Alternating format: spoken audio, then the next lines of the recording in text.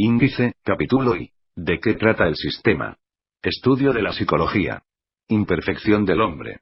Estudio del mundo y estudio del hombre. Principio de la escala. La evolución posible. El estudio de sí. Los muchos yoes. La división de funciones. Los 4 estados de consciencia. La observación de sí. El recuerdo de sí. Las 2 funciones superiores. El trabajo equivocado de la máquina. La imaginación. La mentira, la ausencia de voluntad. La falta de control. La expresión de las emociones desagradables. Las emociones negativas. Cambio de actitudes. Observación de las funciones. La identificación. Consideración. Sueño. Prisión y huida. Las 7 categorías del hombre, la mecanicidad. La ley de los 3. La ley de los 7. Las ilusiones. No podemos hacer. El bien y el mal. La moralidad y la conciencia. Solo unos pocos pueden desarrollarse. Las influencias A, B y C. El centro magnético. Vivimos en un mal sitio del universo. El rayo de la creación. Los órdenes de las leyes. Capítulo I. Desarrollo. Antes de empezar a explicarles de modo general sobre qué trata este sistema, y de charlar acerca de nuestros métodos, quiero grabar particularmente en sus mentes que las ideas y principios más importantes del sistema no me pertenecen. Esto es principalmente lo que los hace valiosos, porque, si me pertenecieran, serían como todas las otras teorías inventadas por las mentes corrientes, solo darían una visión subjetiva de las cosas. Cuando comencé a escribir, en 1907, un nuevo modelo del universo, me formulé, como muchas otras personas antes y desde entonces, que detrás de la superficie de la vida que conocemos, hay algo mucho mayor y más importante. Y entonces me dije que hasta que conozcamos más acerca de lo que hay detrás, todo nuestro conocimiento de la vida y de nosotros es realmente desdeñable. Recuerdo una conversación de esa época cuando dije si fuera posible aceptar como probado que la consciencia o, como la llamaría ahora, la inteligencia puede manifestarse aparte del cuerpo físico, podrían probarse muchas otras cosas. Solo eso no puede tomarse como probado. Comprendí que las manifestaciones de la psicología supernormal, como la transferencia del pensamiento, la clarividencia, la posibilidad de conocer el futuro, la retrovisión del pasado, etc., no habían sido probadas. De modo que traté de hallar un método de estudio de estas cosas, y trabajé en esa línea durante varios años. En ese sentido encontré algunas cosas interesantes, pero los resultados fueron muy fugaces. Y aunque varios experimentos tuvieron buen éxito, fue casi imposible repetirlos. En el curso de estos experimentos, llegué a 2 conclusiones. Primera, que no conocemos bastante acerca de a psicología ordinaria. No podemos estudiar psicología supernormal, porque no conocemos psicología normal. En segundo término, arribé a la conclusión de que existe cierto conocimiento real. Que pueden existir escuelas que conocen exactamente lo que queremos conocer, pero que, por alguna razón, están ocultas y este conocimiento está oculto. De modo que empecé a buscar estas escuelas. Viajé por Europa, Egipto, India, Ceilán, Turquía y el cercano Oriente. Pero realmente fue más tarde, cuando ya había concluido estos viajes, que encontré en Rusia, durante la guerra, a un grupo de personas que estudiaban cierto sistema originalmente proveniente de las escuelas orientales. Este sistema comenzaba con el estudio de la psicología, exactamente como yo había comprendido que debía empezar. La idea principal de este sistema era que no usamos siquiera una pequeña parte de nuestros poderes y fuerzas. Por así decirlo, tenemos en nosotros una organización grandísima y finísima, solo que no sabemos cómo usarla. En este grupo empleaban ciertas metáforas orientales, y me dijeron que tenemos en nosotros una casa grande, llena de bellos muebles, con una biblioteca y muchas otras habitaciones, pero vivimos en el sótano y la cocina, y no podemos salir de allí. Si la gente nos habla sobre lo que esta casa tiene escaleras arriba, no le creemos, o nos burlamos de ella, o a eso lo llamamos superstición, o cuentos de hadas, o fábulas. Este sistema puede dividirse en estudio del mundo, sobre ciertos principios nuevos, y estudio del hombre. El estudio del mundo y el estudio del hombre incluyen en sí una suerte de lenguaje especial. Tratamos de usar palabras corrientes, las mismas palabras que empleamos en la conversación ordinaria, pero les asignamos un significado levemente diferente y más preciso. El estudio del mundo, el estudio del universo, se basa en el estudio de algunas leyes fundamentales que, en la ciencia, no son generalmente conocidas o reconocidas. Las 2 leyes principales son la ley de los 3 y la ley de los 7, que se explicarán después. Incluido en esto innecesario desde este punto de vista, es el principio de la escala, principio que no entra en el estudio científico corriente, o entra muy poco. El estudio del hombre está estrechamente conectado con la idea de la evolución del hombre, pero esta deberá entenderse de un modo levemente distinto del corriente. Por lo común, la palabra evolución aplicase al hombre o a algo más que presuponga una especie de evolución mecánica. Quiero decir que ciertas cosas, por ciertas leyes conocidas o desconocidas, se transforman en otras cosas, y estas otras cosas se transforman aún en otras cosas, y así sucesivamente.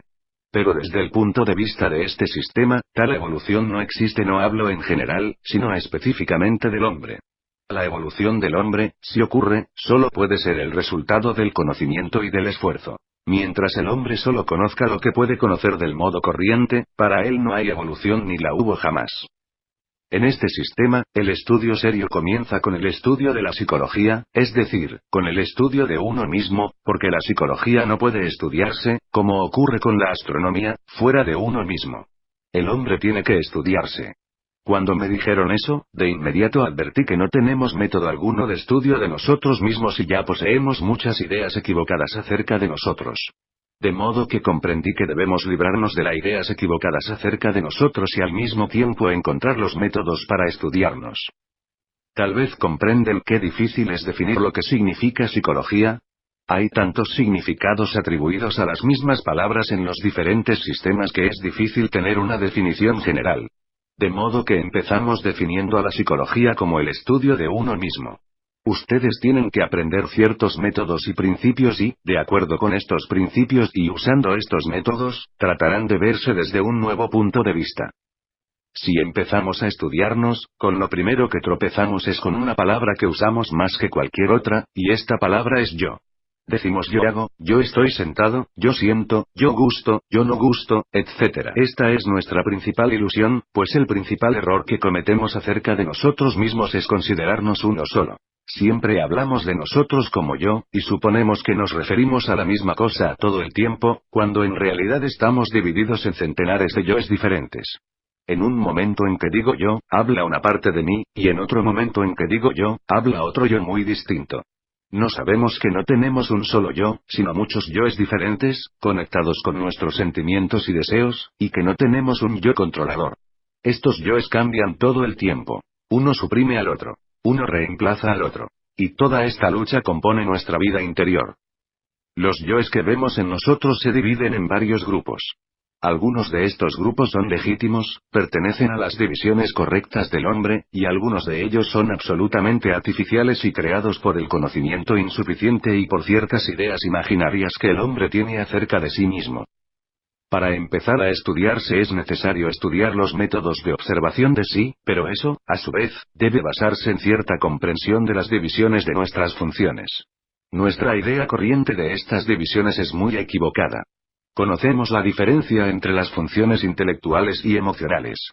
Por ejemplo, cuando discutimos cosas, pensamos sobre ellas, las comparamos, inventamos explicaciones o hallamos explicaciones reales, todo esto es trabajo intelectual. Mientras que el amor, el odio, el recelo, etc., son emocionales.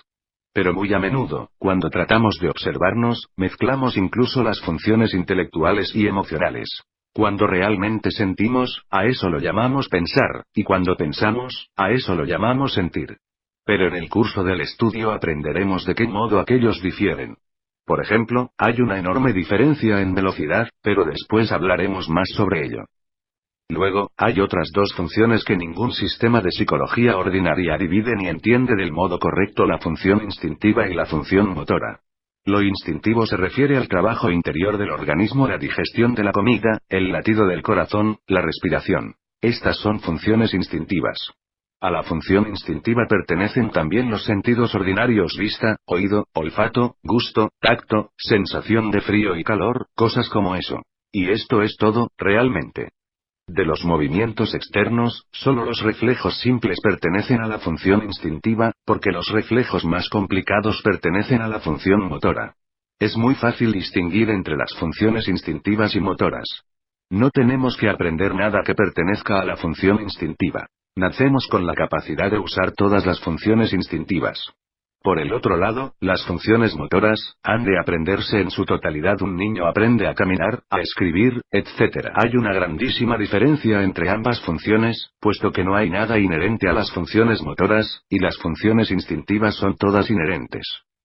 De modo que, al observarse, primero que todo es necesario dividir estas 4 funciones y clasificar de inmediato todo lo que observen, diciendo esta es una función intelectual, esta es una función emocional, etc. Si practican esta observación durante algún tiempo, podrán notar algunas cosas extrañas. Por ejemplo, descubrirán que lo realmente difícil de observar es que ustedes se olvidan de ello. Empiezan observando, y sus emociones se conectan con algún género de pensamiento, y olvidan observarse. Además, luego de un tiempo, si continúan con este esfuerzo de observar, que es una nueva función no utilizada del mismo modo en la vida corriente, ustedes advertirán otra cosa interesante que por lo general no se recuerdan. Si pudieran estar conscientes de sí todo el tiempo, entonces podrían observar todo el tiempo, o en cualquier caso, tanto tiempo como gusten. Pero, debido a que no pueden recordarse, no pueden concentrarse. Y he aquí por qué tendrán que admitir que no tienen voluntad. Si pudieran recordarse, tendrían voluntad y podrían hacer lo que quisieran. Pero no pueden recordarse, no pueden ser conscientes de sí, de modo tal que no tienen voluntad. A veces pueden tener voluntad por breve tiempo, pero aquella se convierte en otra cosa y la olvidan. Esta es la situación, el estado del ser, el estado desde el cual tenemos que comenzar a estudiarnos. Pero muy pronto, si ustedes continúan, llegarán a la conclusión de que casi desde que empiezan a estudiarse, tienen que corregir en sí mismos ciertas cosas que no son correctas, ordenar ciertas cosas que no están en sus sitios correctos. El sistema tiene una explicación para esto. Estamos hechos de tal modo que podemos vivir en 4 estados de consciencia, pero, tales como somos, usamos solo 2: uno cuando estamos dormidos, y el otro cuando estamos lo que llamamos despiertos, es decir, en el estado actual, cuando podemos charlar, escuchar, leer, escribir, etc. Pero estos son solo 2 de los 4 estados posibles. El tercer estado de consciencia es muy extraño. Si la gente nos explica qué es el tercer estado de consciencia, empezamos a pensar que lo tenemos. El tercer estado puede llamarse consciencia de sí, y la mayoría de la gente, si se le pregunta, dice somos ciertamente conscientes. Requiérese tiempo suficiente o esfuerzos de observación de sí, repetidos y frecuentes, antes que realmente reconozcamos el hecho de que no somos conscientes. Que somos conscientes solo potencialmente. Si nos preguntan, decimos sí, lo soy, y por ese momento lo somos, pero en el momento siguiente cesamos de recordar y no somos conscientes. De modo que, en el proceso de observación de sí, comprendemos que no estamos en el tercer estado de consciencia, que vivimos solo en 2. Vivimos en estado de sueño o en estado de vigilia, lo cual, en el sistema, llamase consciencia relativa. El cuarto estado, que se llama consciencia objetiva, es inaccesible para nosotros porque solo puede alcanzarse a través de la consciencia de sí, es decir, primero convirtiéndose en consciente de uno mismo, de manera que mucho después podemos disponernos a alcanzar el estado objetivo de la consciencia. De modo que, al mismo tiempo que la observación de sí, tratamos de ser conscientes de nosotros reteniendo la sensación de yo estoy aquí, nada más. Y este es el hecho que se le escapó, sin la mínima excepción, a toda la psicología occidental. Aunque muchas personas se aproximaron muchísimo a él, no reconocieron la importancia de este hecho y no comprendieron que el estado del hombre, como este es, puede ser cambiado, que el hombre puede recordarse, si lo intenta durante largo tiempo. Esta no es una cuestión de un día o un mes. Es un estudio muy prolongado, y un estudio de cómo suprimir obstáculos, porque no nos recordamos, no somos conscientes de nosotros, debido a muchas funciones equivocadas de nuestra máquina, y todas estas funciones han de corregirse y ajustarse. Cuando la mayoría de estas funciones es ajustada, estos períodos de recuerdo de sí se tornarán cada vez más largos, y si llegan a ser lo suficientemente largos, adquiriremos las 2 nuevas funciones. Con la consciencia de sí, que es el tercer estado de consciencia, adquirimos una función que se llama emocional superior, aunque igualmente es intelectual, porque en este nivel no hay diferencia entre intelectual y emocional tal como existe en el nivel corriente. Y cuando llegamos al estado de consciencia objetiva, adquirimos otra función que se llama mental superior. Los fenómenos de lo que llamo psicología supernormal pertenecen a estas 2 funciones. Y he aquí por qué, cuando realicé aquellos experimentos hace 25 años, llegué a la conclusión de que el trabajo experimental es imposible, porque no es una cuestión de experimentación sino de cambio del propio estado de conciencia. Acabo de darles algunas ideas generales. Ahora traten de decirme lo que no entienden, lo que desean que les explique mejor. Traten de formular cualquier pregunta que gusten, ya sea en relación con lo que dije o con sus propios problemas. De ese modo será más fácil empezar. P. Para alcanzar el estado superior de conciencia, es necesario estar permanentemente consciente de uno mismo. R. No podemos hacer eso, de modo que no es cuestión de estar permanentemente consciente. Solo podemos charlar ahora sobre el comienzo. Debemos estudiarnos en conexión con esta división de las diferentes funciones cuando podemos, cuando nos acordamos de hacerlo, porque en esto dependemos de la oportunidad. Cuando recordamos, debemos tratar de ser conscientes de nosotros mismos. Esto es todo lo que podemos hacer. P. Hay que poder ser consciente de las propias funciones instintivas. R. Solo de los sentidos. El trabajo instintivo interior no necesita volverse consciente. Es consciente por sí, independientemente de la función intelectual, y no hay necesidad de acrecentar esto. Debemos tratar de volvernos conscientes de nosotros mismos como nos vemos, no de nuestras funciones interiores. Después de algún tiempo podemos volvernos conscientes de ciertas funciones interiores de las que es útil ser conscientes. Pero no todavía. Advierta que no adquirimos sentimientos nuevos. Solo clasificamos mejor nuestras impresiones corrientes, las cosas corrientes que obtenemos de la vida, de la gente, de todo. P. Sería correcto decir que cuando aprendemos algo, como conducir un vehículo, la función intelectual le dice a la función motora qué hacer, y que, cuando es eficiente, la función motora trabaja por sí misma. R. Absolutamente exacto. Usted puede observar muchas cosas como esa. Primero, aprende a través de la función intelectual. P. ¿Cuán importante es el conocimiento ganado mediante observación de nuestras acciones físicas? ¿Este es meramente un ejercicio de observar nuestras mentes? R. No, es importantísimo porque mezclamos muchas cosas y no sabemos las causas de muchas cosas. Podemos entender las causas solo mediante constante observación durante largo tiempo. P. ¿Podemos recibir instrucción sobre cómo trabajar sobre cada una de las 4 funciones? R. Les será explicado todo, pero por ahora, y durante largo tiempo, solo podrán observar. P. Sería un ejemplo de los diferentes yoes trabajando, cuando uno se acuesta tarde y decide cabalmente acostarse temprano la noche siguiente, y cuando ésta llega, actúa de otro modo. R. Correcto. Un yo decide, y otro tiene que hacerlo. P. ¿Cómo hacemos para tratar de ser más conscientes de nosotros? R. Esto es muy simple de explicar, aunque muy difícil de lograr.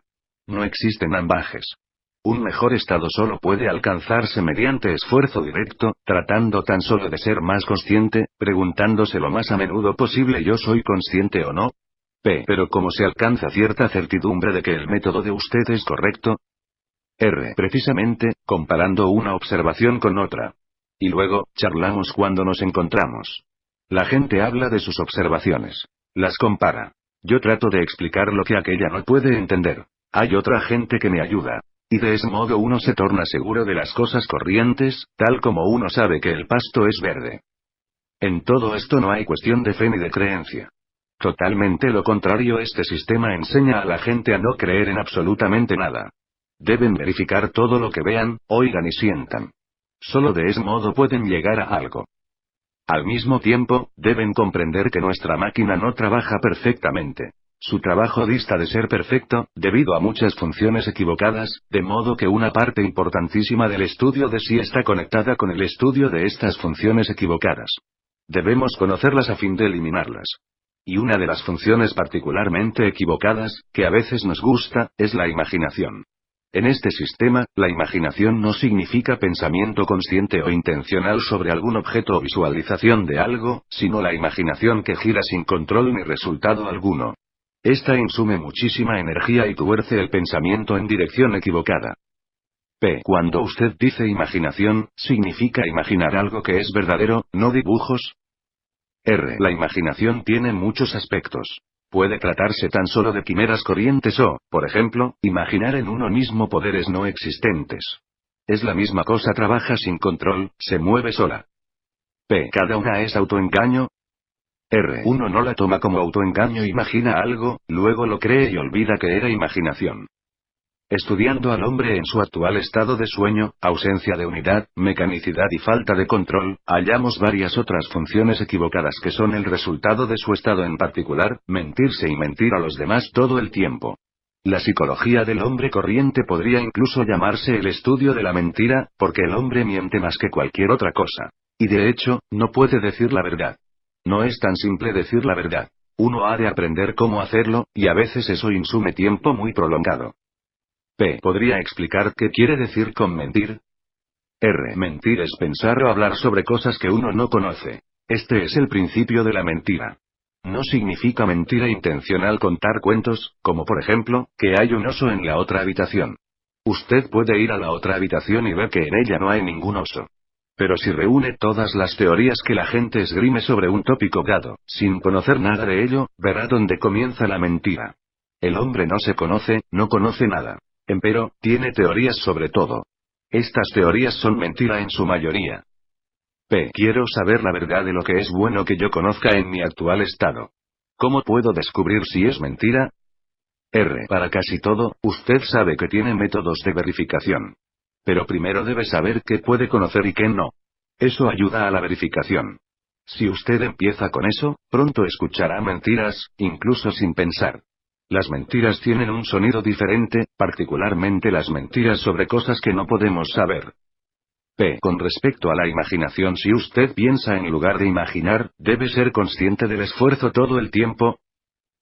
Sí, será consciente de eso. No tanto del esfuerzo como del control. Sentirá que controla las cosas, estas no siguen por sí mismas. Cuando usted dice recuérdese, ¿con eso significa recordar después que se observó, o significa recordar las cosas que sabemos que están en nosotros? No, separe por completo eso de la observación. Recordarse significa lo mismo que ser consciente de uno mismo yo soy. A veces sucede por sí mismo. Es una sensación muy extraña. No es una función, no es pensar, no es sentir. Es un diferente estado de conciencia. Por sí, sucede solo durante momentos muy breves, por lo general en ambientes enteramente nuevos, y uno se dice qué extraño. Yo estoy aquí. Esto es recordarse. En este momento usted se recuerda. Después, cuando empieza a distinguir estos momentos, llega a otra interesante conclusión. Comprende que lo que recuerda de la infancia son solo vislumbres del recuerdo de sí, porque todo lo que conoce de los momentos corrientes es que las cosas han sucedido. Usted sabe que estuvo allí, pero no recuerda nada con exactitud. Pero si este destello sucede, entonces usted recuerda todo lo que rodeaba este momento. Con la observación, ¿puede uno ser consciente de que no obtuvo ciertas cosas? Uno ha de observar las cosas desde el punto de vista de que todo es posible. No pienso que sea necesario usar esa palabra todo. Simplemente, observe, sin suposición alguna, y observe solo lo que usted puede ver. Durante largo tiempo usted solo tiene que observar y tratar de averiguar lo que pueda acerca de las funciones intelectuales, emocionales, instintivas y motoras. A partir de esto, usted puede llegar a la conclusión de que tiene 4 mentes definidas, no solo una mente sino 4 diferentes. Una mente controla las funciones intelectuales, otra mente muy diferente controla las funciones emocionales, una tercera controla las funciones instintivas, y una cuarta, asimismo muy diferente, controla las funciones motoras. Las llamamos centros: centro intelectual, centro emocional, centro motor y centro instintivo.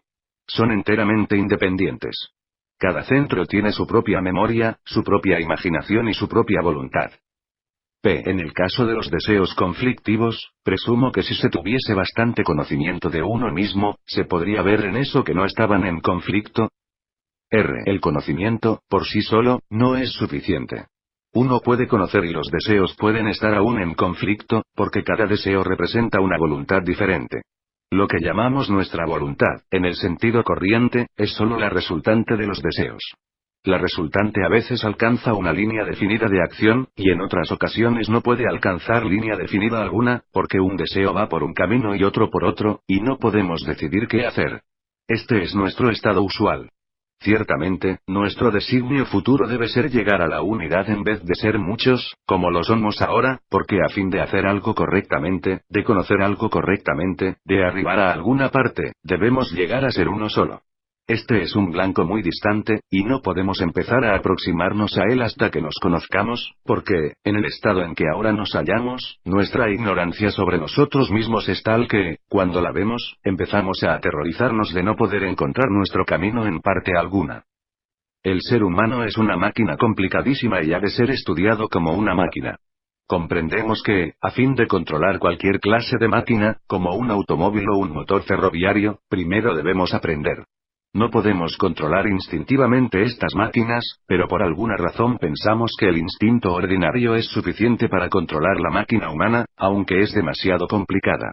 Esta es una de las primeras presunciones equivocadas. No comprendemos lo que hemos de aprender, que el control es una cuestión de conocimiento y destreza.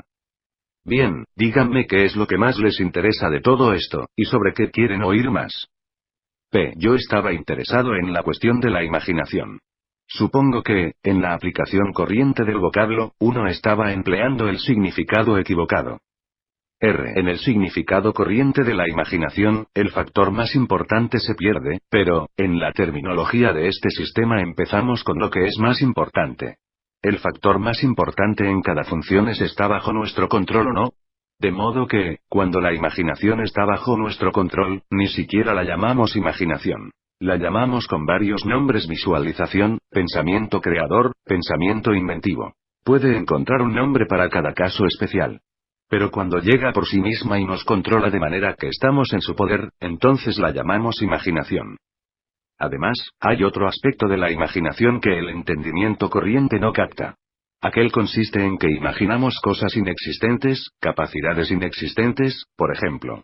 Nos atribuimos poderes que no tenemos. Imaginamos ser conscientes de nosotros aunque no lo somos.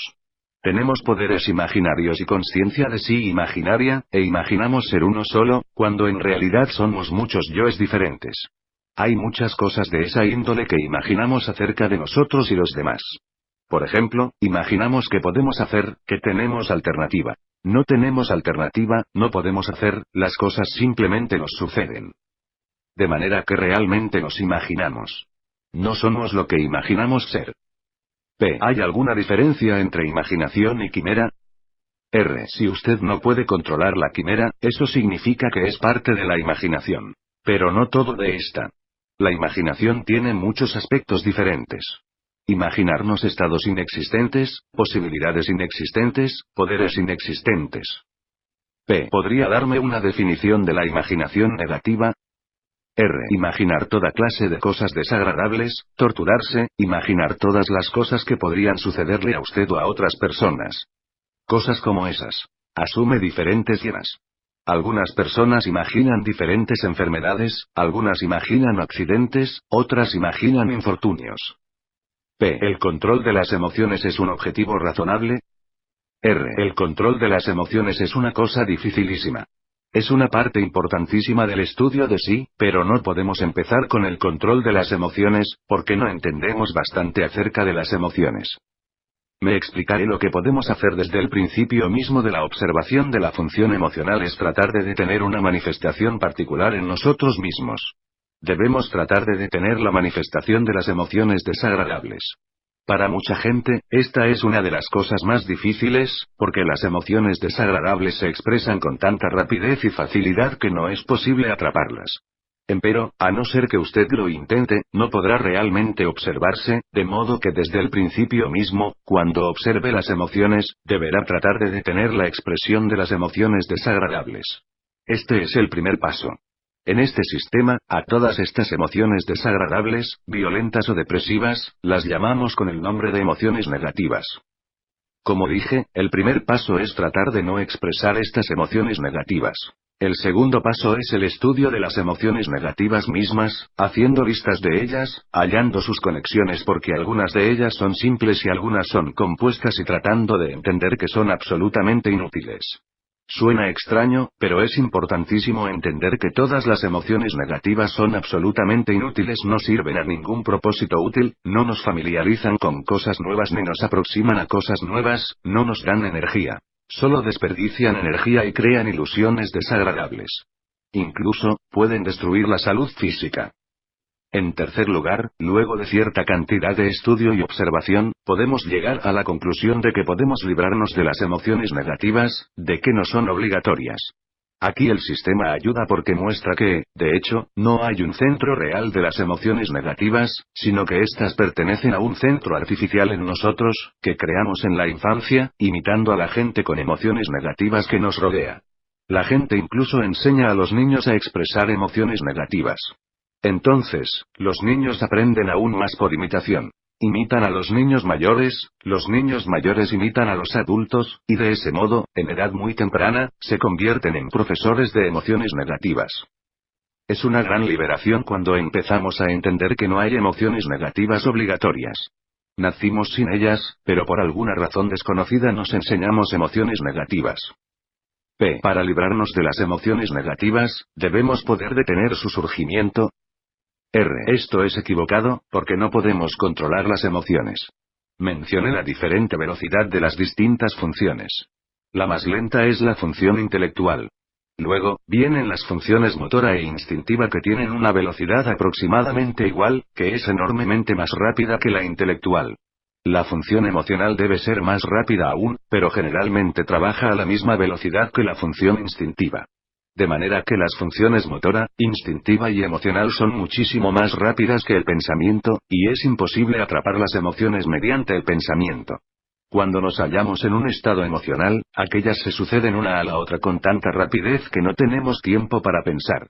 Pero podemos lograr una idea de la diferencia de velocidad comparando las funciones pensantes con las funciones motoras. Si, al efectuar algún movimiento rápido, usted trata de observarse, verá que no puede. El pensamiento no puede seguir al movimiento. Usted tiene que efectuar el movimiento mucho más lentamente o no puede observar. Este es un hecho claro. Por movimientos, ¿usted significa movimientos físicos? Sí, cosas corrientes, como conducir un rodado o escribir. Usted no puede observar nada de esa clase. Puede recordar, y luego eso crea la ilusión de observar. En realidad, usted no puede observar movimientos rápidos. De manera que usted ve, como estamos ahora, que la lucha real con las emociones negativas es una cuestión del futuro, no un futuro muy distante, pero hay muchas cosas que primero necesitamos conocer, y métodos, que debemos estudiar. No hay una vía directa. Debemos aprender los métodos indirectos sobre cómo atacarlas. Primero que todo, tenemos que cambiar muchas de nuestras actitudes mentales, que están más o menos en nuestro poder. Me refiero a actitudes intelectuales, o puntos de vista.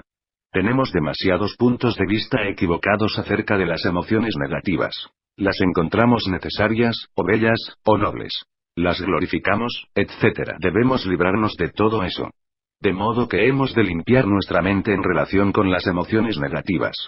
Cuando nuestra mente esté en lo correcto respecto de las emociones negativas, cuando hayamos cesado de glorificarlas, entonces, poco a poco, hallaremos un modo de luchar con ellas, cada una por separado. Una persona halla más fácil luchar con una particular emoción negativa, otra halla más fácil hacerlo con otra. Debe empezarse con la más fácil, y lo que es más fácil para mí puede ser lo más difícil para usted. De modo que deberá encontrar la más fácil para usted, y luego llegar a la más difícil. Eso explica por qué asocio ciertas emociones negativas mías con gente que recuerdo de mi infancia. Es muy probable, porque muchas emociones negativas se aprenden por imitación. Pero algunas pueden estar esencialmente en nuestra naturaleza, porque nuestra naturaleza también tiene diferentes inclinaciones en un sentido u otro. Las emociones pueden dividirse en grupos, y una persona puede inclinarse más hacia un grupo y otra hacia otro. Por ejemplo, algunas personas tienen una inclinación hacia diferentes formas de miedo, otras hacia diferentes formas de ira. Pero son distintas y no provienen de la imitación. Son las más difíciles de combatir. Sí, pero por lo general se basan en una especie de debilidad, porque en la base de las emociones negativas yace generalmente una suerte de autoindulgencia, uno se consiente. Y si uno no se consiente miedos, uno consiente ira, y si uno no consiente ira, uno consiente autoconmiseración. Las emociones negativas se basan siempre en un género de permiso. Pero antes que lleguemos a cuestiones tan complicadas como la lucha con las emociones negativas, es muy importante observarnos en las manifestaciones pequeñas y cotidianas de la función motora y, asimismo, observar aquellas que podamos de la función instintiva, esto es, nuestras sensaciones de agrado y desagrado, calor y frío, sensaciones de esa índole, que siempre pasan a través de nosotros. P. Usted no ha mencionado la identificación, pero ¿puedo formularle una pregunta sobre ella? R. Sí, por favor. Pero aquí no todos escucharon sobre eso, de modo que daré una pequeña explicación. Vea, cuando empezamos a observar particularmente las emociones, pero realmente todas las otras funciones también, encontramos que todas nuestras funciones están acompañadas de cierta actitud. Nos absorbemos demasiado en las cosas, nos perdemos demasiado en las cosas, particularmente cuando aparece el más leve elemento emocional. Esto se llama identificación. Nos identificamos con las cosas. No es una palabra muy buena, pero en nuestro idioma no hay otra mejor. La idea de la identificación existe en los escritos indios, y los budistas hablan de apego y desapego. Estas palabras me parecen incluso menos satisfactorias porque, antes de encontrar este sistema, leí estas palabras y no las entendí, o más bien las entendí pero tomé la idea intelectualmente. Solo las entendí en plenitud cuando encontré la misma idea expresada en ruso y en griego por los primitivos autores cristianos. Estos tienen 4 palabras para los 4 grados de identificación, pero esto no es necesario aún para nosotros. Tratamos de entender la idea no por definición sino por observación. Es cierta cualidad del apego estar perdido en las cosas. P. ¿Se pierde el sentido de observación? R. Cuando usted se identifica, no puede observar. P. Usualmente, ¿eso comienza con la emoción? ¿La posesividad entra en eso también? R. Sí. Muchas cosas. Primero empieza con el interés. Usted se interesa en algo, y en el momento siguiente usted está en eso, y no existe nada más. P. Pero si usted piensa y es consciente del esfuerzo de pensar, ¿eso le salva de la identificación? Usted no puede hacer ambas cosas a la vez, ¿o puede? R. Sí, le salva por un momento, pero en el momento siguiente llega otro pensamiento y le lleva lejos. De manera que no hay garantía. Usted debe estar vigilando todo el tiempo contra eso. P. ¿Qué emociones negativas se tiende a glorificar? R. Algunas personas están muy orgullosas de su irritabilidad o irritación, o de algo así. Gustan que se las juzgue muy recias. Prácticamente, no hay emoción negativa que no pueda disfrutarse, y eso es lo más difícil de comprender. Realmente, algunas personas obtienen todos sus placeres de las emociones negativas. La identificación, en relación con las personas, asume una forma especial que se llama, en este sistema, considerar. Pero considerar puede ser de 2 clases cuando consideramos los sentimientos de otras personas, y cuando consideramos los propios. Principalmente, consideramos nuestros sentimientos. Consideramos mayormente en el sentido de que la gente de algún modo no nos valoriza bastante, o no piensa bastante en nosotros, o no es bastante cuidadosa con nosotros. Para eso encontramos muchas palabras. Esta es una importantísima faceta de la identificación y es muy difícil librarse de ella. Algunas personas están plenamente en su poder. En cualquier caso, es importante observar la consideración. Para mí personalmente, al comienzo, la idea más interesante era la del recuerdo de sí. Simplemente, no podía entender cómo la gente podía pasar por alto tal cosa. Toda la filosofía y toda la psicología europeas fallaron precisamente en este punto. Hay vestigios en enseñanzas más antiguas, pero están también disfrazadas y ubicadas entre cosas menos importantes que ustedes no pueden ver la importancia de la idea. Cuando tratamos de tener presentes todas estas cosas y observarnos, llegamos a la clarísima conclusión de que en el estado de conciencia en que nos hallamos, con toda esta identificación, consideración, emociones negativas y ausencia de recuerdo de sí, estamos realmente dormidos. Solo imaginamos que estamos despiertos. De modo que cuando tratamos de recordarnos, eso significa solamente una cosa: tratamos de despertar. Y despertamos por un segundo, pero luego nos dormimos otra vez. Este es nuestro estado del ser, de modo que estamos realmente dormidos. Solo podemos despertar si corregimos muchas cosas en la máquina y si trabajamos muy persistentemente sobre esta idea de despertar, y durante largo tiempo. P. ¿El dolor físico fuerte deforma nuestras ideas mentales? R. Ciertamente. He ahí por qué no podemos hablar de eso. Cuando hablamos del hombre en su estado normal. Entonces podemos hablar de obtener estas nuevas funciones, la consciencia, etc. No pueden tomarse casos excepcionales porque deforman todo el cuadro. En conexión con eso hay muchas cosas interesantes. Este grupo que encontré en Moscú usaba metáforas y parábolas orientales, y una de las cosas de la que gustaban hablar era de la prisión, que el hombre está en prisión. Por tanto, ¿qué puede desear, qué puede anhelar? Si es un hombre más o menos sensible, puede desear una sola cosa: escapar. Pero incluso antes que pueda formular este deseo, que quiere escapar, debe tomar conciencia de que está en prisión. Si no comprende que está en prisión, no puede desear escapar. Entonces, cuando formula este deseo, empieza a comprender las posibilidades de fuga, y entiende que, por sí mismo, no puede escapar, porque es necesario cavar debajo de los muros, y cosas por el estilo. Comprende que, en primerísimo lugar, debe contar con algunas personas que deseen escapar con él, un pequeño grupo de personas. De modo que comprende que tal vez pueda escapar cierta cantidad de personas. Pero no todas pueden escapar.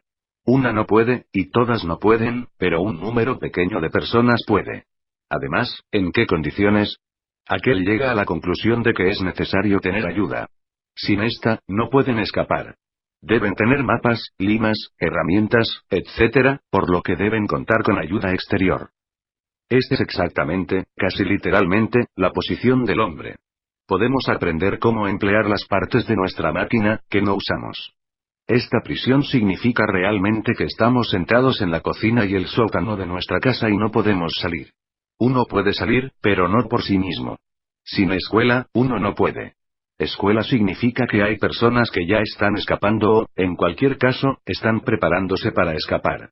La escuela no puede empezar sin ayuda de otra escuela, sin ayuda de los que escaparon antes.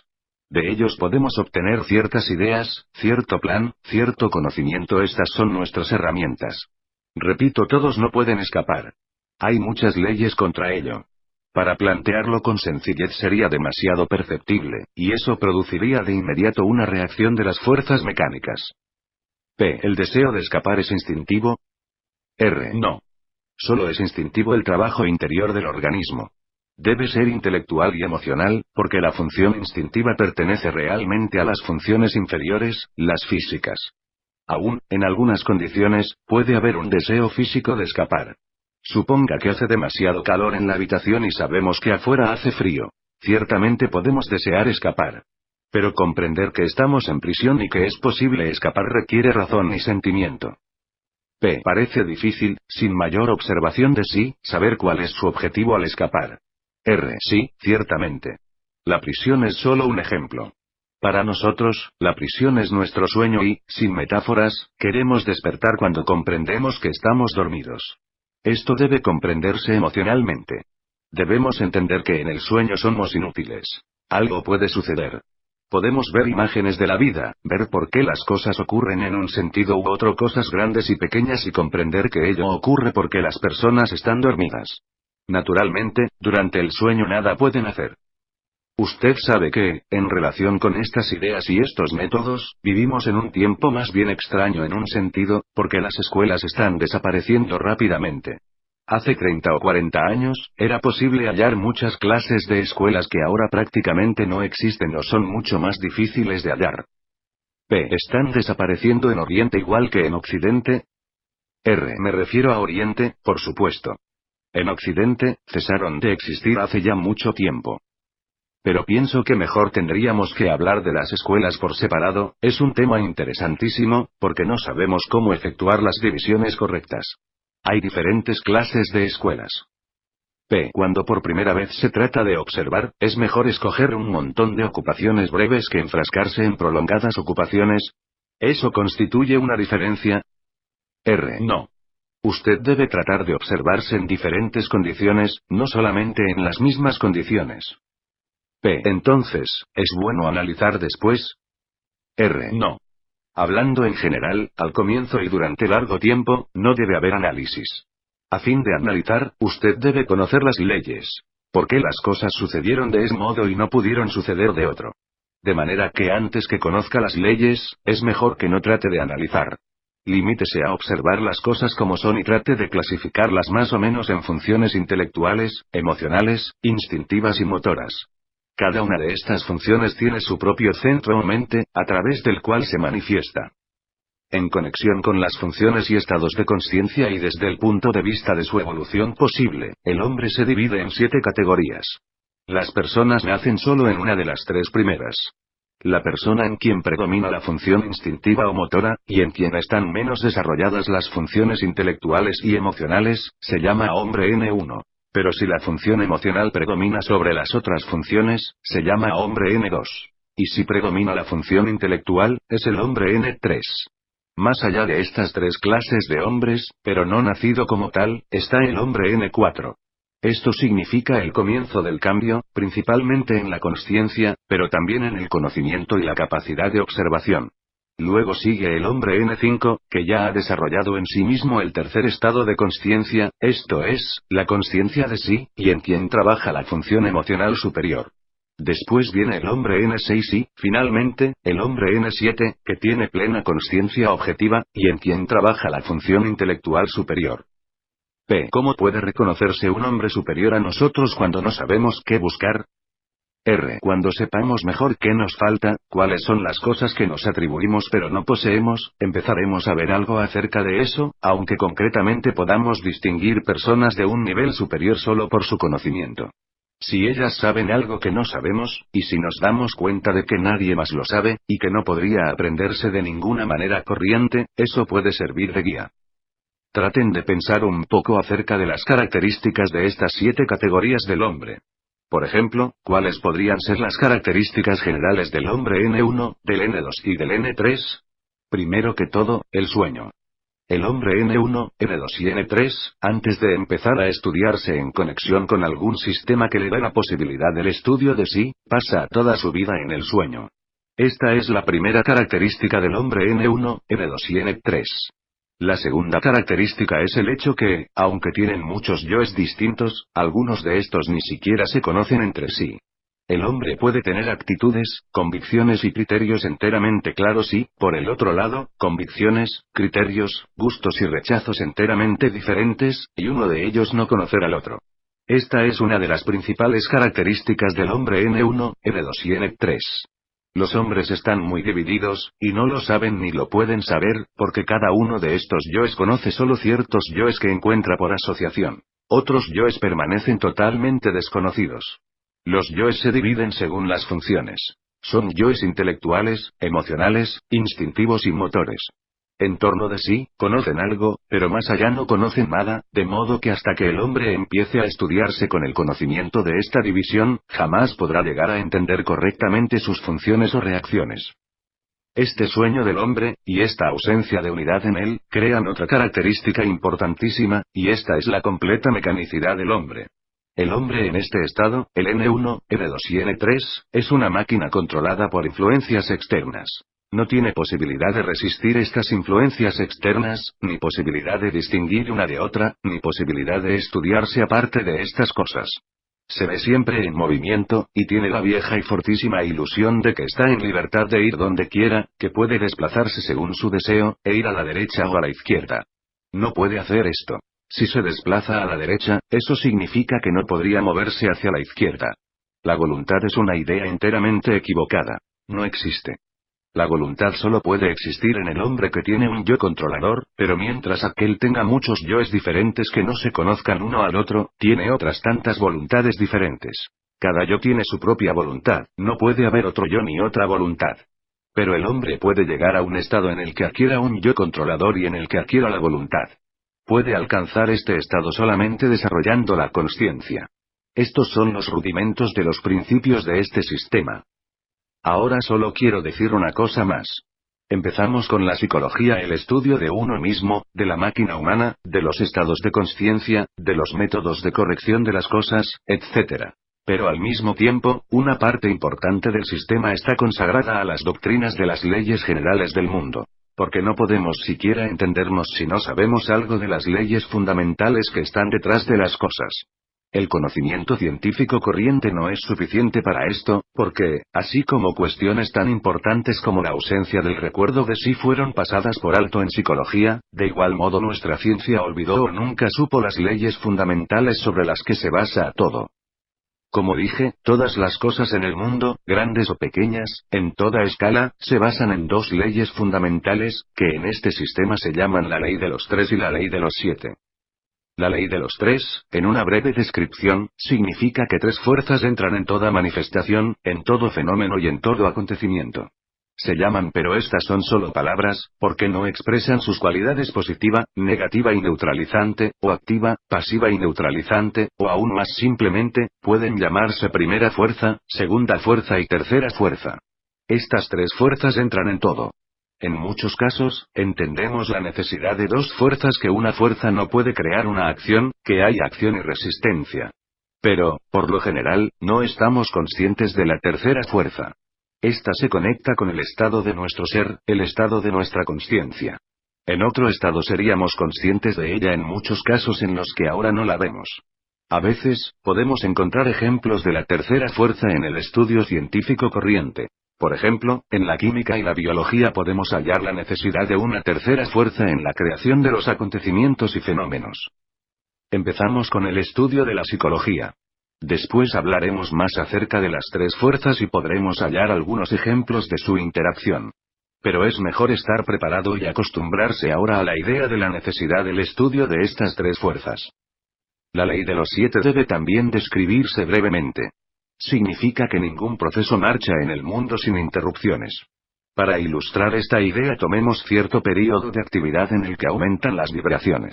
Supongamos que empiezan a 1000 vibraciones por segundo y aumentan a 2000 vibraciones por segundo. Este período se llama una octava, porque esta ley se aplicaba a la música y el período se dividía en 7 notas y una repetición de la primera nota. La octava, particularmente la octava mayor, es realmente un cuadro o una fórmula de una ley cósmica, porque, en los órdenes cósmicos, dentro de una octava hay dos momentos en los que las vibraciones bajan por sí mismas. Las vibraciones no se desarrollan regularmente. En la octava mayor, esto se demuestra mediante los semitonos faltantes. He ahí por qué nos dijeron que es un cuadro de una ley cósmica. Pero esta ley nada tiene que ver con la música. La razón de por qué es necesario entender la ley de los siete es que ésta juega un papel importantísimo en todos los acontecimientos. Si no existiese la ley de los siete, en el mundo todo marcharía hacia su conclusión final, pero debido a esta ley, todo se desvía. Por ejemplo, si empezase a llover, seguiría sin parar. Si empezasen las inundaciones, lo cubrirían todo. Si empezase un terremoto, proseguiría indefinidamente. Pero se detienen debido a la ley de los siete, porque, ante cada semítono que falta, las cosas se desvían, no marchan por líneas rectas. La ley de los siete explica también por qué no hay líneas rectas en la naturaleza. En nuestra vida y en nuestra máquina todo se basa también en esta ley. De modo que la estudiaremos en el trabajo de nuestro organismo. Porque hemos de estudiarnos no solo psicológicamente, no solo en conexión con nuestra vida mental, sino también en conexión con nuestra vida física. En nuestros procesos físicos encontramos muchos ejemplos del accionar de esta ley. Al mismo tiempo, la ley de los siete explica que, si se conoce cómo y en qué momento hacerlo, puede darse una percusión adicional a una octava y mantenerse la línea recta. En la actividad humana, podemos observar cómo las personas empiezan a hacer una cosa y, luego de un tiempo, hacen una cosa enteramente diferente, llamándola aún por el primer nombre, sin advertir que las cosas cambiaron por completo. Pero en el trabajo personal, particularmente en el trabajo conectado con este sistema, debemos aprender cómo mantener estas octavas sin desviarse, cómo mantener una línea recta. De otro modo, no encontraremos nada. Hemos de retomar a la psicología hasta cuando estudiemos otros aspectos del sistema, porque solo con la ayuda del estudio psicológico incrementaremos realmente nuestro conocimiento. Sin ella, solo estaremos aprendiendo palabras.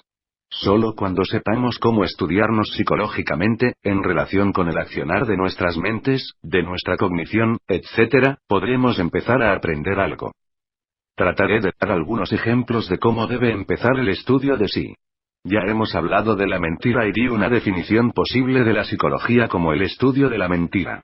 De modo que una de las cosas primeras y más importantes que han de observar es la mentira. Muy afines a la mentira son nuestras ilusiones, las cosas con que nos engañamos, las ideas equivocadas, las convicciones equivocadas, los criterios equivocados, etc. Todos estos deben ser estudiados porque, hasta que empecemos a entender nuestras ilusiones, jamás podremos ver la verdad. En todo, primero debemos separar nuestras ilusiones de los hechos. Solo entonces será posible ver si podemos aprender realmente algo nuevo. Una de las ilusiones más importantes y más difíciles de vencer es nuestra convicción de que podemos hacer. Traten de entender lo que eso significa.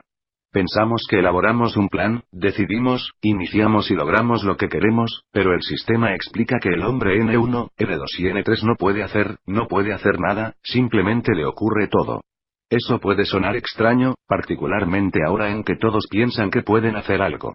Pero, poco a poco, entenderán que muchas cosas, que acostumbramos decir en general sobre el hombre, solo podrían ser ciertas sobre hombres de un nivel superior, y no se aplican a los hombres de nuestro nivel bajo. Si se dice que ese hombre puede hacer, eso estaría en lo cierto con respecto al hombre N7 y N6.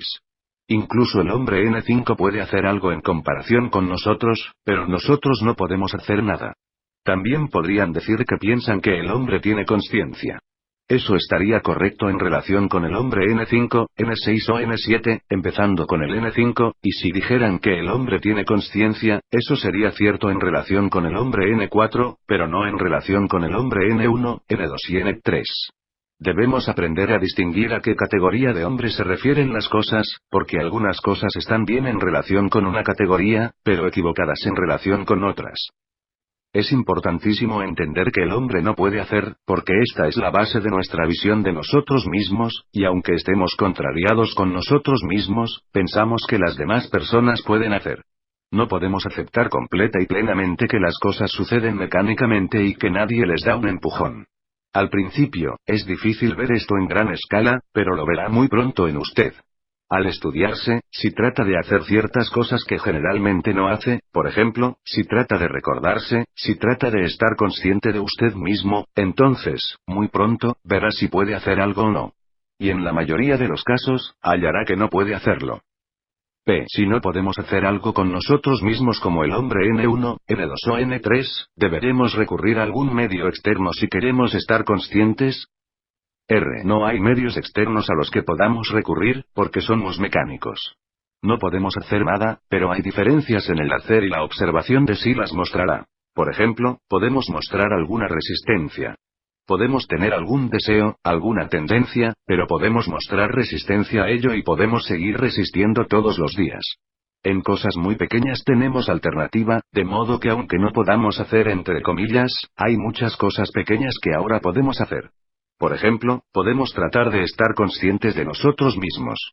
Ciertamente, no podemos hacerlo durante largo tiempo. ¿Pero lo intentamos o no? Esta es la cuestión. Al observar estas diferentes acciones nuestras, vemos que, como principio general, aunque el hombre N1, N2 y N3 no puede hacer nada, si se interesa por algo, si empieza a querer algo más que cosas corrientes, entonces no está siempre en el mismo nivel y puede escoger momentos en los que puede empezar a hacer en un sentido muy elemental. Otro importantísimo problema que debemos considerar es la idea del bien y del mal en este sistema, porque, por lo general, los criterios de las personas son muy confusos en este tema y es necesario que usted mismo establezca cómo entenderlo. Desde el punto de vista del sistema, hay solo dos cosas que pueden compararse o verse en el hombre: la manifestación de las leyes mecánicas y la manifestación de la consciencia. Si quiere encontrar ejemplos de lo que puede llamar bien o mal, para llegar a alguna norma, verá de inmediato que lo que llamamos mal es siempre mecánico, nunca puede ser consciente. Y lo que llamamos bien es siempre consciente, no puede ser mecánico. Insumirá largo tiempo ver la razón de eso, porque estas ideas de lo mecánico y lo consciente están mezcladas en nuestra mente. Nunca las describimos en el sentido correcto, de modo que este es el siguiente punto que debemos considerar y estudiar. Además, en conexión con la cuestión del bien y del mal, debemos tratar de entender las relativas posiciones de la moralidad y la conciencia. ¿Qué es moralidad y qué es conciencia? En primer lugar, podemos decir que la moralidad no es constante. Es diferente en diferentes países, en diferentes siglos, en diferentes décadas, en diferentes clases, con gente de educación diferente, etc. Lo que puede ser moral en el Cáucaso puede ser inmoral en Europa. Por ejemplo, en algunos países la venganza de sangre es una cosa muy moral. Si un hombre rehúsa matar a alguien que mató a un tío lejano, sería considerado muy inmoral. Pero en Europa nadie pensaría eso. De hecho, la gente, en su mayoría, juzgaría muy inmoral al hombre que matase a alguien, incluso al pariente de alguien que mató a su tío. De manera que la moralidad es siempre diferente, y cambia siempre. Pero la conciencia nunca cambia. La conciencia es un género de comprensión emocional de la verdad en ciertas relaciones definidas, por lo general en relación con la conducta, con las personas, etc. Esto es siempre lo mismo. No puede cambiar ni diferir en una nación u otra, en un país u otro, en una persona u otra. Trate de conectar en su mente lo que dije sobre el estudio del bien y del mal, de la mecanicidad y la consciencia, de la moralidad y la conciencia, y luego planteen la pregunta: ¿el mal consciente es posible? Eso requerirá estudio y observación, pero, desde el punto de vista del sistema, hay un claro principio de que el mal consciente es imposible. La mecanicidad debe ser inconsciente. La idea de que el mal es siempre inconsciente resulta más bien difícil de entender. ¿Puede explicarla un poco más? Dije que, en primer lugar, trate de descubrir por sí mismo lo que llama mal, no mediante definición sino mediante ejemplos. Cuando tenga cierta cantidad de ejemplos, pregúntese: ¿podrían ser conscientes? ¿Las cosas malas podrían hacerse conscientemente? Después verá que solo podrían hacerse inconscientemente. Otra respuesta es que todo lo que llama mal puede suceder mecánicamente, y sucede siempre mecánicamente, de modo que no tiene necesidad de la consciencia.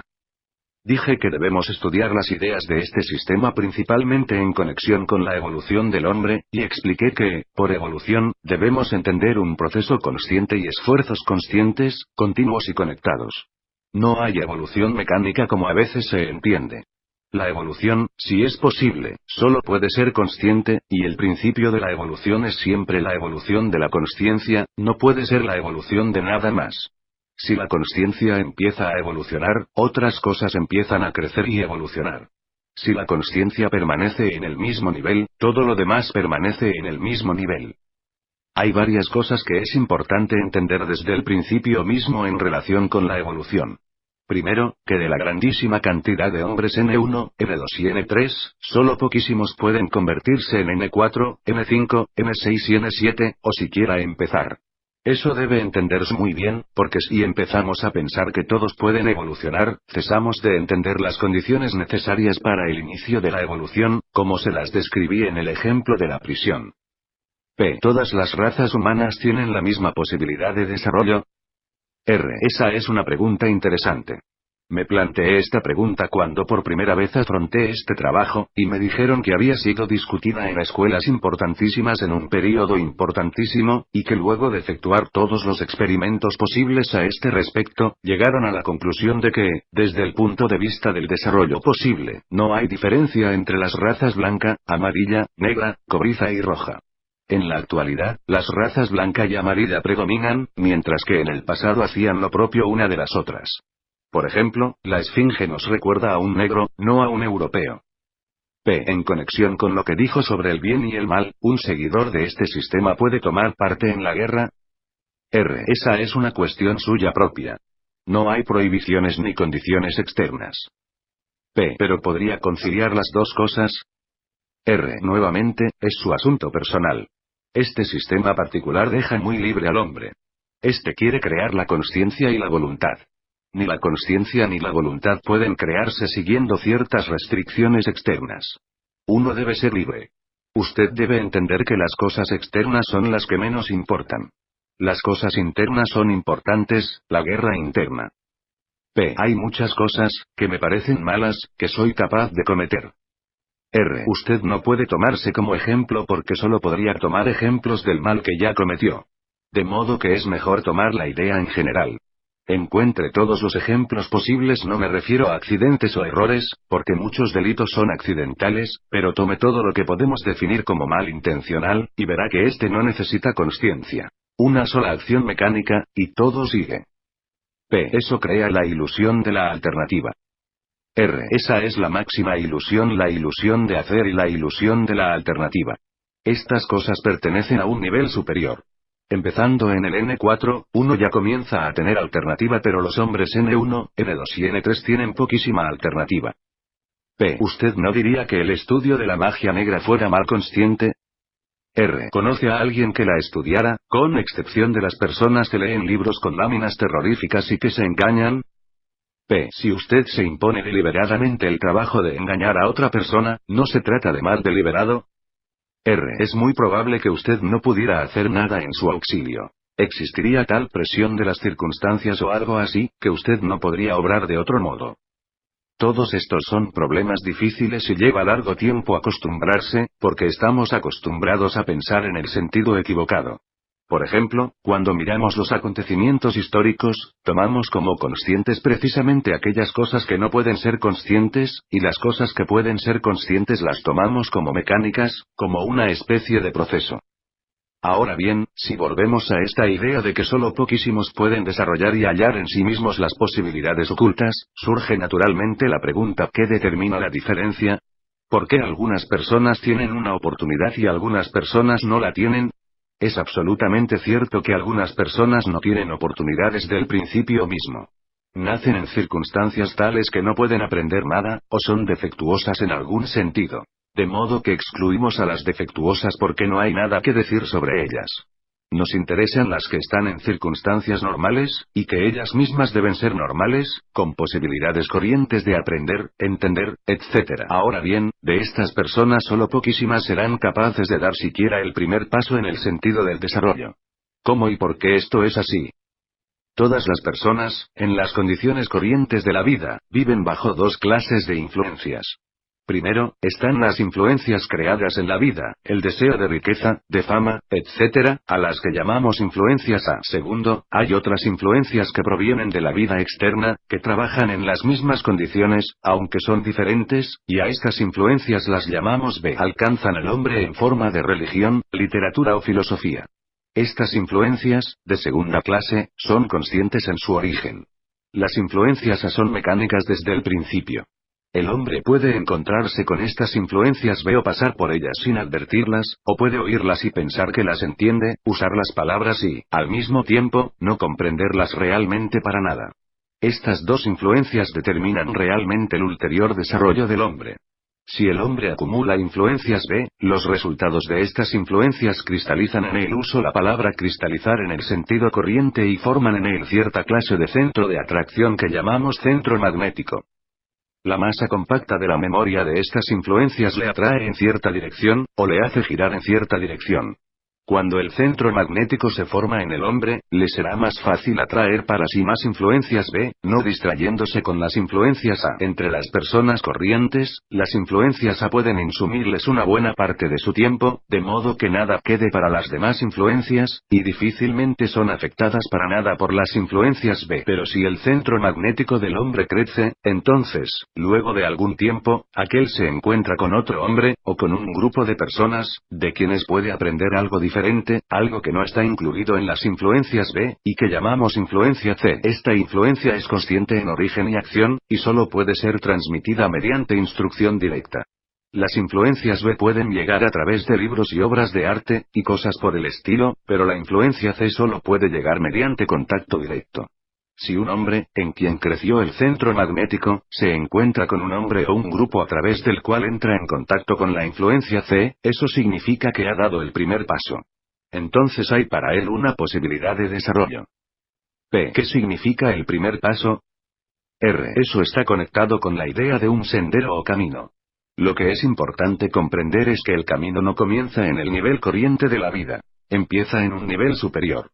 El primer paso es el momento en que uno se encuentra con la influencia C. Desde este momento comienza una escalera con una cantidad de escalones que han de ascenderse antes de alcanzar el camino.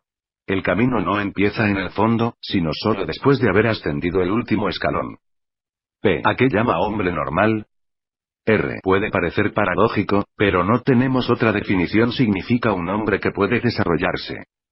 P. ¿Hay alguna relación entre influencias B e influencias A? Cuando las influencias B entran en el hombre, afectan a las influencias A y las transforman. R. Pueden afectarlas, pero, al mismo tiempo, una excluye necesariamente a la otra. El hombre vive en la tierra bajo estas dos influencias diferentes. Puede escoger solamente una, o puede tener ambas. Cuando usted habla de influencias A y B, empieza a hablar sobre hechos. Si usted reemplaza esta expresión por uno u otro hecho definido, verá en qué relación están. Es facilísimo. A esta altura, surge naturalmente la pregunta: ¿por qué le es tan difícil al hombre empezar a cambiarse, a llegar a una posibilidad de crecimiento? Porque, como verá, debe recordar que el hombre es creado de una manera muy interesante por la naturaleza. Es desarrollado hasta cierto punto. Después de este punto, debe desarrollarse. La naturaleza no desarrolla al hombre más allá de cierto punto. Después aprenderemos con todos los detalles hasta qué punto el hombre es desarrollado y cómo debe empezar su ulterior desarrollo, y veremos por qué, desde este punto de vista, jamás podría desarrollarse, y por qué no puede ser desarrollado por la naturaleza. Pero antes que eso, debemos entender ciertas condiciones generales. Al hombre le es difícil, incluso, empezar cualquier clase de trabajo sobre sí, porque vive en un sitio muy malo del universo. Al principio, eso debe sonar como una idea extrañísima. No comprendemos que en el universo hay sitios mejores y peores, y ciertamente no comprendemos que nos toca estar en el casi peor sitio. No logramos comprenderlo porque, desde un punto de vista, nuestro conocimiento del universo es demasiado complicado. Desde otro punto de vista, no toma en cuenta los hechos reales.